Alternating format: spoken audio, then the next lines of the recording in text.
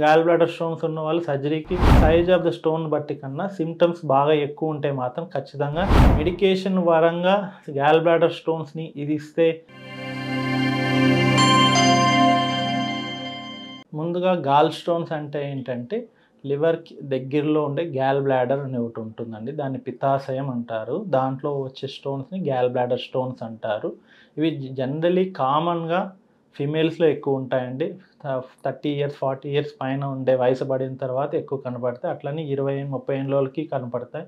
But దానివల్ల వచ్చే symptoms ఏంటంటే కడుపు ఉబ్బరం, తేపులు, బర్పింగ్స్, బాగా తేపులు రావడం, కొద్దిగా తింటా అంటే నా పొట్ట ఉబ్బరంగా అయిపోవడం, ఇంకా తినబుద్ధి కాకపోవడం, పొట్ట నొప్పి రావడం ఇలాంటివి ఉంటాయి. కొంతమందికి గాల్ బ్లాడర్ స్టోన్స్ వెళ్ళి ఆ బైల్ డక్ట్‌లో అడ్డుపడడం వల్ల జాండీస్ గాని రావచ్చు. కొంతమందికి అది ప్యాంక్రియాస్ ప్రాబ్లమ్‌కి రావచ్చు.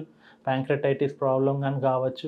సో, ఇలాంటి లక్షణాలు ఏమన్నా ఉంటే అవి గాల్ బ్లాడర్ స్టోన్స్ వల్ల వచ్చే ప్రాబ్లమ్. గాల్ బ్లాడర్ స్టోన్స్ ఉన్న వాళ్ళు సర్జరీకి అవసరం లేదండి. సిమ్టమ్స్ ఉంటే మాత్రం ఖచ్చితంగా చేసుకోవాల్సొస్తుంది. సైజ్ ఆఫ్ ద స్టోన్ బట్టి కన్నా సిమ్టమ్స్ బాగా ఎక్కువ ఉంటే మాత్రం ఖచ్చితంగా సర్జికల్‌గా ఎళ్ళాల్సి వస్తుంది. ఒక్కోసారి ఏంటంటే గాల్ బ్లాడర్ స్టోన్స్ ఏమీ లేకుండా కొంతమంది 20 ఏళ్ళు, 30 ఏళ్ళు గాని ఉంటారు. కానీ సిమ్టమ్స్ ఏమి లేకపోతే మాత్రం nothing, generally we should not worry. ఒకసారి లివర్ ఫంక్షన్ టెస్ట్ చేసుకుంటూ ఉండడం, పొట్ట సైజ్ ఆఫ్ ది స్టోన్ చూసుకుంటూ ఉండడం. ఒకవేళ పేషెంట్‌కి బాగా గ్యాస్ ప్రాబ్లమ్ ఉండడం, తేపులు రావడం, కొద్దిగా తింటాంటే కడుపు ఉబ్బరం, విపరీతంగా గ్యాస్ ప్రాబ్లమ్ వస్తున్నది అంటే మాత్రం ఖచ్చితంగా ఒక ఆప్షన్ అయితే సర్జికల్ ఆప్షన్.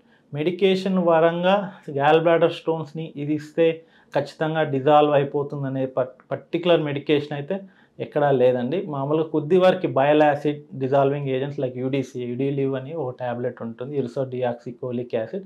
అది కొన్ని రోజులు పెడతాం. కొద్ది బైల్ డక్ట్ ఫ్లో పెంచేదాన్ని అంతేగాని దానివల్ల గాల్ బ్లాడర్ స్టోన్స్ అన్నీ తక్కువైపోతాయనేదంటూ జనరల్లీ ఉండదండి. But gall bladder stone generally వచ్చేది ఏంటంటే కొలెస్ట్రాల్, కొద్దిగా ఆయిలీ ఐటెమ్స్ తక్కువ చేసుకుంటే కొంతమంది ఆ సిమ్టమ్స్ రాకుండా చూసుకోవడం జరుగుతుంది. గాల్ బ్లాడర్ స్టోన్స్ ఉండేవాళ్ళు ప్రివెన్షన్ యాస్పెక్ట్‌లో ఏం చేయాలంటే అత్యంత తక్కువ ఆయిలీ ఫుడ్, కొలెస్ట్రాల్ ఫుడ్, కొద్దిగా స్పైసీ ఫుడ్ తక్కువ తింటే మంచిది. దానివల్ల కొద్దిగా సిమ్టమ్స్ అయితే నయమైతాయి.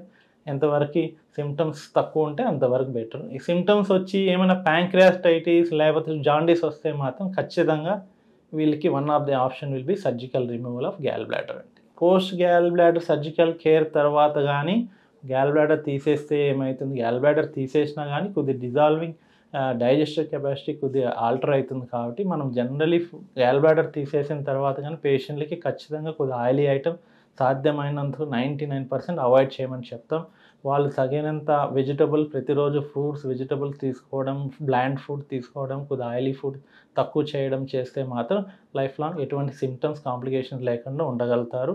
అదేవిధంగా రెగ్యులర్ ఎక్సర్సైజు చేసుకుంటా అంటే మళ్ళా రాకుండా ఉంటాయండి. డయాగ్నోస్టిక్ టెస్టుల పరంగా గాల్ బ్లాడర్‌కి మనం ముందుగా చెప్పినట్టు అల్ట్రాసౌండ్ అబ్డామిన్‌లో ఫాస్టింగ్ స్టేట్‌లో వెళ్తే, ఏం తినకుండా ఫాస్టింగ్ స్టేట్‌లో వెళ్తే మాత్రం ఖచ్చితంగా బాగా అల్ట్రాసౌండ్‌లో కనపడతాయి. దానికి కనపడిన వాళ్ళకి అవసరమైతే ఈఆర్‌సిపి గానీ, ఎంఆర్‌సిపి గానీ చేయాల్సి వస్తుంది.